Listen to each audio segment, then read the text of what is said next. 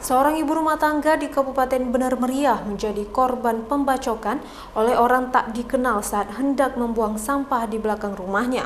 Polisi masih memburu pelaku berdasarkan alat bukti sendal dan ponsel pelaku yang tertinggal di tempat kejadian perkara.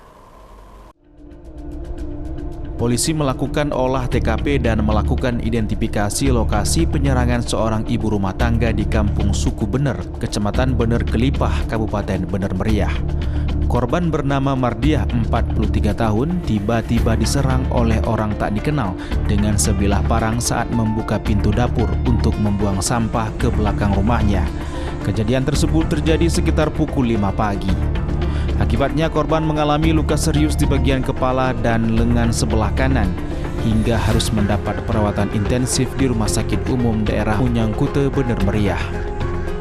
Dari hasil olah tempat kejadian perkara, polisi mengamankan sendal ponsel yang diduga milik pelaku. Dengan petunjuk barang bukti serta keterangan saksi, pihak kepolisian akan memburu pelaku. Pelaku sampai saat ini belum kita ketahui, namun di TKP kita dapati ada sebilah parang, kemudian ada sepasang sendal swallow warna oranye, kemudian ada satu unit HP yang kita dapati di TKP, dan saat ini sedang kita dalami, kita berkoordinasi dengan Satreskrim Polres Bener Meriah.